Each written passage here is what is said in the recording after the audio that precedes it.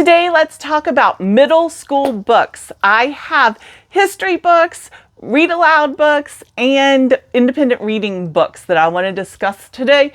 These are what we have focused on for our first semester of 6th grade. And some of them we liked and some of them we haven't so much.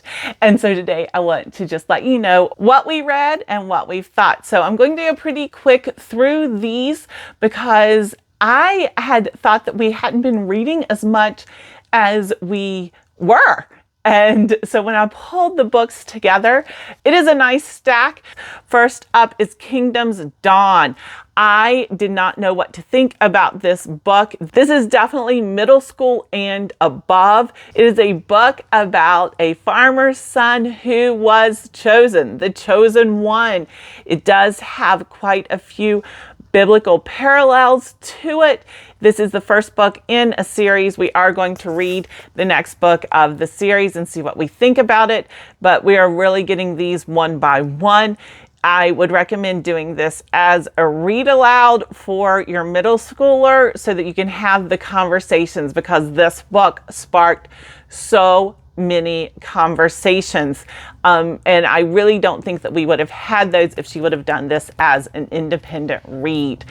Then we also have Tales from the Odyssey by Mary Pope Osborne. So this is a part 1. We are getting ready to read part 2. Mary Pope Osborne is someone who you would have seen with the Magic Treehouse series. She has taken the Odyssey and separated it into part 1 and part 2. It is a fast read, which the Odyssey itself is not. We really enjoyed Tales from the Odyssey. Then we have the Golden Goblet. This, well, it's not our favorite. I know that it's gotten some great reviews. I know that homeschoolers really enjoy it. This is a book that we read when we were studying ancient Egypt. It does talk about ancient Egypt and it does put you there, but it is rather long. We read this in the car on a trip, so my husband got to hear it as well. We thought it drug on. At the very end, it did get very exciting and it talked a lot about pharaohs and the tombs and things like that, but it was just long. We would not be reading this again. I know that this is an unpopular opinion regarding this book, but it just, wasn't our favorite, and that's okay. We read The Adventures of Robin Hood. This is the adapted version of this book. And it was fun. It was The Adventures of Robin Hood. Again, a very fast read for us. We did Horrible Histories, The Awful Egyptians. This is a great, great book for my middle schooler. She read it by herself for her history read at the time and loved it. She came to me so many times with facts that she read in the Horrible Histories, Awful Egyptians. Highly recommend it for your middle schooler. It was a fun read and she enjoyed reading it. And it does have quite a few very fun facts in it. The Deadly Power of Medusa. This is another one that Mary Pope Osborne has adapted, and so we liked it as well. It was a good one. It's funny because there is a commercial going around now about sunglasses, I think, for Medusa, and so it was great timing where we had that to reference back with this book, and so that was fun. Where is books? How can I do a book review without these? We have loved them. This is Where is Chichen Itza? We like this a lot, and we also read Where is Niagara Falls? When we were doing a study by Peanut Butter Fish, Lessons on Niagara Falls and the Great Lakes, recommends this book, which is great. I mean, I love the Who Was books. And it also recommends this book, which is The Great Lakes. This is a Carole Marsh mystery. This is how we were introduced to Carole Marsh. My daughter loved it. She asked me to get more in the series. If you're interested in geography series, this is a great one. It's just a lot of fun. These kids go on trips with their Mimi and Papa all around the world, and there's always some kind of mystery going on. And so we were very thankful to find this series, and it's something that we will continue on for probably the rest of this year, maybe into 7th grade.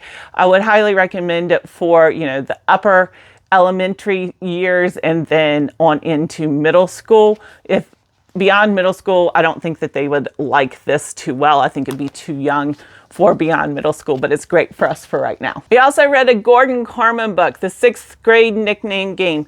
This was a good Gordon Korman book. It was not our favorite. Gordon Korman does write towards the middle school age range, and we really enjoy his books. This is about a couple of boys who always found the perfect nickname for people, but what happens when they meet someone who doesn't fit into their mold? And so it was a good lesson, but it just wasn't our favorite Gordon Korman book. If you want our favorite Gordon Korman book, make sure you read Restart. We also read Clean Getaway by Nick Stone. This is a great book for discussions about the civil rights movement. The main character in the book goes on a road trip with his grandma, and she was alive during the civil rights movement, and she takes him to different places and discusses how it impacted her life, those events and those places. This is a really good book when discussing civil rights movement. For Egypt, we read Cat Mummies. This is